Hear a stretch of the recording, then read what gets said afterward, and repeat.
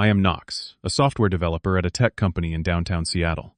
For 2 years, I poured my heart into this job, arriving at 7 every morning, leaving after everyone else went home. I just finished the biggest project of my career. 3 months of research, late nights sacrificed weekends. My boss promised me a promotion if this succeeded. But this morning, I walked into the conference room and saw my coworker Derek standing at the front, presenting my slides, my ideas, my work as his own. Everyone applauded while I stood there watching my future crumble. But before I tell you what happened next, let me know where you are watching this from in the comments below. And if you want to hear more real stories like this one, hit that like button and subscribe because what I did after that moment changed everything. Trust me, you will want to hear how this ends. I started at this company 2 years ago right out of college, eager to prove myself in the tech industry.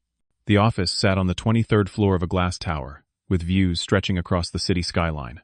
Our team had 6 people, and I quickly became known as the guy who stayed late, who asked questions, who actually cared about doing excellent work. I was not the loudest person in meetings, but I delivered results. My dream was simple: get promoted to senior developer by the end of this year, maybe lead my own team someday. Derek joined the company around the same time I did. At first, we got along well. We would grab lunch together at the Thai place across the street, talk about our weekend plans, complain about the coffee in the break room. Derek was charming, always knew the right thing to say, especially around upper management. He had this way of making everyone like him instantly. But I noticed something over time. Derek was great at talking about work, but when it came to actually doing the work, his output was always thinner than his promises. I did not think much of it back then. Everyone has different strengths, right? 3 months ago, my boss, Mr. Harrison, called me into his office. He was a tall man in his 50s with gray hair and reading glasses that always sat on the tip of his nose. He told me the company was developing a new client management system, something that could revolutionize how we handle customer data. This project was worth millions to the company. He looked at me directly and said, "Knox, I trust you with this. This project could change the company's future and your career too." I felt my chest swell with pride. This was my chance. I threw myself into the work immediately. Every single day, I spent 10 to 12 hours on this project. I researched competitor systems, analyzed user data, built prototypes from scratch. Many nights I did not leave the office until 1 or 2 in the morning. I missed my sister's birthday dinner. I skipped Saturday morning basketball games with my friends. I filled 3 notebooks with handwritten notes, sketches of interface designs, flowcharts, mapping out the entire system architecture. I backed everything up on the cloud and on an external hard drive. I was meticulous because I knew how important this was. Around the 2nd month, Derek started showing interest in my project. He would stop by my desk with a coffee. "Knox, how is that big project coming along?" he would ask. I was proud of my work, and Derek seemed genuinely curious, so I shared some of my ideas. He would lean in, nodding enthusiastically. "Wow, man, that is brilliant." I never would have thought of approaching it that way. His compliments felt good. I continued sharing. Derek began appearing more frequently near my workspace. He would walk by when I had my screens open, showing complex code or design mock-ups. "Oh, what is that? Looks interesting," he would say, craning his neck to see better. Then he asked if he could see my presentation slides. "I want to learn from you, Knox. You are like a role model to me." I felt flattered. I showed him several sections, even explained the logic behind my decisions. Why would I suspect anything? We were teammates. But small things started bothering me. One afternoon, I left my laptop open when I went to refill my coffee in the break room. When I came back 3 minutes later, Derek was standing near my desk looking at my screen. He jumped slightly when he saw me. "Oh, I was just going to ask if you wanted to grab lunch," he said quickly. I felt a weird tightness in my chest but brushed it off. Another time, I checked my file access log and noticed one of my project folders had been opened at 2 in the morning. I assumed it was an automatic backup. Several times, I had this nagging feeling that something was off, but I could not pinpoint what. By the end of the 3rd month, I had completed everything. A 200-page proposal document, a 45-slide presentation deck with detailed graphics and data visualizations, a working prototype that functioned flawlessly. I was scheduled to present to the executive board the following Friday. I spent that whole week rehearsing, timing myself, anticipating questions they might ask. I felt ready. I felt proud. I imagined standing in front of those executives, finally getting recognized for my abilities.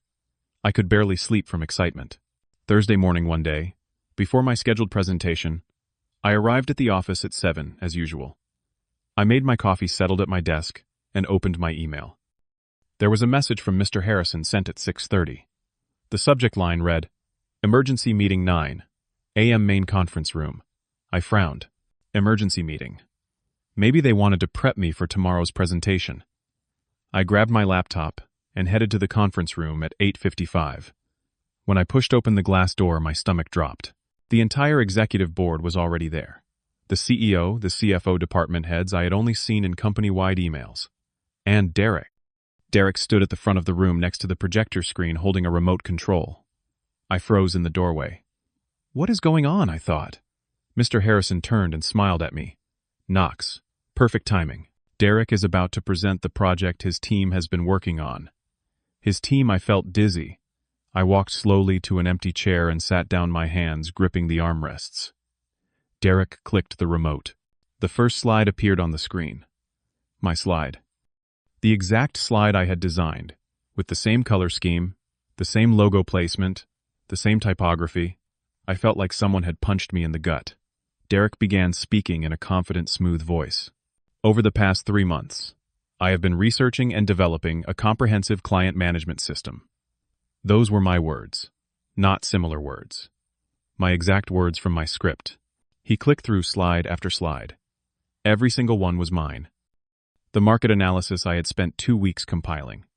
The user interface mock-ups I had sketched and redesigned 5 times. The technical architecture diagrams I had drawn at 3 in the morning when I could not sleep. Derek presented each one as if he had created them himself, as if these ideas had come from his brain, as if he had sacrificed his nights and weekends. The executives nodded, clearly impressed. The CEO, a woman in her 60s with sharp eyes, leaned forward. "This is excellent work, Derek. You have really outdone yourself." The CFO added, "This is exactly what we need to stay competitive." Mr. Harrison beamed with pride, looking at Derek like a father watching his son win an award. I kept glancing at Derek, hoping he would look at me, acknowledge me somehow. But he avoided my eyes completely. I raised my hand slightly. "Excuse me, can I say something?" Mr. Harrison held up his hand without looking at me. "Knox, let Derek finish his presentation first. You can ask questions afterward." I swallowed hard, my throat suddenly dry. My hands were shaking. I pressed them against my thighs to stop the trembling. Derek continued through all 45 slides. Every chart I had created, every statistic I had gathered, every recommendation I had carefully worded. I watched my own work being praised while I sat invisible in the back row. When he reached the final slide, the conclusion I had written after days of deliberation, he delivered it with perfect timing. The room erupted in applause. People stood up. The CEO walked over and shook Derek's hand firmly. "Derek, I think we need to discuss a promotion for you," Mr. Harrison said loudly enough for everyone to hear. Derek smiled humbly, thanked everyone, and gathered his materials. I sat frozen, my mind racing. How did this happen? How did he get my files? Why would he do this? The room emptied quickly. Executives heading back to their offices, already discussing implementation timelines. I remained seated, staring at the blank projector screen. After everyone left, I stood up and walked toward Derek, who was unplugging his laptop. "Derek, we need to talk. Now." He looked up, his expression neutral. "Oh, Knox, what is up?" I stepped closer, lowering my voice but unable to hide my anger. "That was my work. You know that. Everything you just presented, I created it." Derek closed his laptop slowly. He glanced at the door, then back at me. "I do not know what you are talking about, Knox." My face felt hot. "Do not lie to me. Every single slide, every word I made that. You stole my files." Derek's face shifted into something I had never seen before. Cold, calculating. "Knox, you are clearly stressed. That project was mine. I worked on it. I could not believe what I was hearing." "No. You asked me about it. You looked at my work. You accessed my files at 2 in the morning."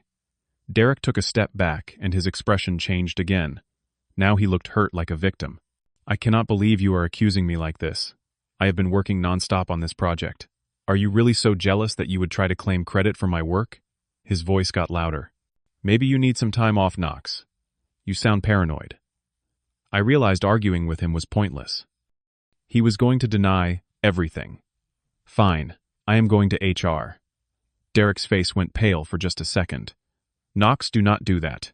You are only going to make things worse for yourself." I leaned in. I have proof. I have all the original files, the timestamps, everything. Derek laughed, but it sounded forced. Who is going to believe you? Everyone just saw me present it. Mr. Harrison is already talking about promoting me. I walked out without another word. My heart pounded as I headed straight to the HR office on the 15th floor. The HR manager, Sarah, was a woman in her 40s, with kind eyes and short brown hair. I knocked on her door frame. Sarah, I need to talk to you. It is urgent. She gestured for me to sit. I sat down and the words poured out. I told her everything, my voice shaking with anger and hurt. She listened, taking notes on her legal pad. When I finished, she set down her pen. Knox, this is a serious accusation. Do you have evidence? I nodded quickly. Yes, I have all the original files with metadata showing when I created them. I have emails. I have my handwritten notes. I have everything. She nodded slowly. All right. I will open an investigation. But during this time, I need you to avoid confronting Derek. Let me handle this officially. I left her office feeling slightly better, but also completely drained. The next few days were the worst of my life. Derek continued working as if nothing happened. People congratulated him in the hallways. Someone left a bouquet of flowers on his desk. The CEO sent a company-wide email praising his innovative thinking. I had to watch all of this. Some coworkers started avoiding me. I heard whispers. People thought I was jealous, bitter, unable to handle someone else's success. I barely slept. I barely ate. I kept asking myself if I should just quit, just walk away, and start over somewhere else. But I could not quit. Not like this. Not when I knew the truth. That night I sat at my kitchen table with my laptop, and I decided to build an airtight case. I would not let this go. I spent hours organizing everything. I created a detailed timeline showing exactly when I created each file, when I modified it, when I saved it. I gathered every email I had ever sent to Mr. Harrison about the project starting from 3 months ago. I found email threads where Derek had asked me questions about my approach. Then, I remembered something. Our office had security cameras, and our computer system logged every access. I contacted the IT department and explained that HR had approved an investigation. They were hesitant at first, but after Sarah confirmed it, they sent me the access logs. I opened the file and started reading through hundreds of entries. Then I found it. Derek's user account had accessed the shared drive at 2:17 in the morning on a Tuesday. That was the exact night after Derek had asked me about my folder password. I took screenshots of everything. The logs also showed that Derek had copied my entire project folder to his personal drive. I even found security camera footage from the hallway showing Derek sitting at my desk on a day when I had called in sick. He was on my computer for over an hour. I compiled everything into a 30-page report with timestamps, screenshots, video stills, and written documentation. I printed 3 copies and put them in folders. 1 week after the original presentation, HR called a formal meeting. I walked into a different conference room, smaller and more private. Sarah was there along with Mr. Harrison, Derek, and a man I did not recognize who introduced himself as the company's legal counsel. The atmosphere was tense. Derek sat across from me, his arms crossed. He still looked confident. Sarah began. We have completed our preliminary investigation into Knox's complaint. This meeting is to review the evidence. Derek shifted in his seat, but maintained his calm exterior. I have nothing to hide. I did not do anything wrong. I opened my laptop and connected it to the screen. Let me show you something. I pulled up the first piece of evidence. My original files with metadata clearly showing they were created 3 months ago, weeks before Derek claimed he started his project. I showed emails between me and Mr. Harrison discussing project milestones. Then I displayed the access logs. Here you can see Derek's account accessed my folder at 2:17 in the morning. Here is the camera footage of Derek at my desk when I was not in the office. I clicked through each piece of evidence methodically. Derek tried to maintain his composure. Okay, maybe Knox and I both had similar ideas. That happens sometimes. I turned to him. Similar down to the exact same comma placement. The exact same typo I made on slide 23 that I corrected the next day. I pulled up my handwritten notebook showing pages of sketches and notes dated 3 months prior. Can you explain why my handwritten notes from 3 months ago match your presentation exactly? Derek went silent. His face was red now. The legal counsel spoke. We have also reviewed past employee complaints. It turns out 2 other employees made similar allegations against Derek in the past year. There was not enough evidence at the time, so the complaints were filed as interpersonal conflicts. Mr. Harrison looked shocked. "Why was I not informed of this?" Sarah answered. "The previous complaints were handled at a lower level and did not reach your desk." The legal counsel continued. "Based on the evidence Knox has provided, and the pattern of behavior we have concluded, that Derek violated company policy regarding intellectual property theft and professional ethics." Sarah looked directly at Derek. "Derek, your employment is terminated effective immediately. You have 15 minutes to collect your personal belongings." Derek stood up abruptly. "You cannot do this to me." The lawyer responded calmly. "We can and we are. Security will escort you out." Derek glared at me with pure hatred in his eyes, then turned and left the room. The door closed behind him with a soft click. Mr. Harrison turned to me, and for the first time he looked genuinely remorseful. "Knox, I owe you a massive apology. I should have asked you before that meeting. I should have verified. I was blind." I took a deep breath. "I just want credit for my own work, sir." He nodded. "And you will get it. We are going to reschedule the presentation. This time the right person will be standing at that podium." The CEO, joining via video call on the screen, added, "Knox, we value your integrity and your perseverance. That takes real character." The following Friday, I stood in front of the entire executive board and presented my project. But this time felt different. I was not nervous about impressing them. I was not worried about my performance. I felt calm because I knew I had fought for myself. I had not given up when everything seemed impossible. The presentation went smoothly. Every question they asked I answered with confidence. When I finished, the room applauded, and this time the applause was for me. 2 weeks later, Mr. Harrison called me into his office again. "Knox, effective immediately. You are being promoted to senior developer. That comes with a 30% salary increase, and you will be leading the team for our next major project." I nodded, feeling relief wash over me. But honestly, the promotion was not the real victory. The real victory was that I had stood up for myself when it would have been easier to stay silent. In the weeks following everything, I still felt hurt. Not because of Derek, really, but because I had been so trusting. I spent a lot of time thinking about what I could have done differently. Should I have seen the signs earlier? Should I have been more careful about sharing my work? I realized that kindness and openness are not weaknesses, but I also learned that boundaries matter. I started making changes in how I worked. I still helped my coworkers and collaborated on projects, but I was smarter about documenting my contributions. I backed up everything religiously and kept detailed records of who worked on what. I learned to say no when someone asked for too much, without offering anything in return. I built stronger relationships with other colleagues who proved themselves trustworthy over time. The experience taught me something important about myself too. I discovered I was stronger than I thought. When everything fell apart, when people doubted me, when it seemed like Derek had won, I did not give up. I gathered evidence. I presented my case. I fought for what was right. That meant more to me than any promotion or salary increase. I learned that sometimes justice takes time, but it comes if you are patient and persistent. I heard through the office grapevine that Derek found another job at a different company. When I heard that, I did not feel happy or vindicated. I actually felt sad for him. I wondered what kind of person you have to become to steal someone else's work and present it as your own. I wondered if Derek was truly happy, or if he spent every day worried that someone would discover his lies. Success built on deception never lasts. Eventually the truth comes out. I did not hate Derek anymore. I just felt sorry for him. Looking back now, I can see the lessons clearly. First, not everyone in life will play fair. There will always be people who try to take credit for your work, steal your ideas, or undermine your efforts. But that is not a reason to stop trusting people or to stop being generous with your knowledge. It just means you need to be wise about how you share, and with whom.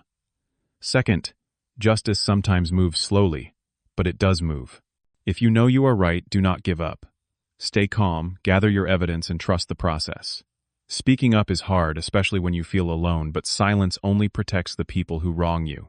Third, real success is not about beating other people. It is about being honest with yourself. Derek might have had a moment of glory standing in front of those executives, but it was built on lies. I have something much more valuable: my integrity and my self-respect. When I look in the mirror now, I see someone who fell down, but got back up. I see someone who fought not with anger or violence, but with truth. And that person is someone I am proud to be. So I want to ask you something.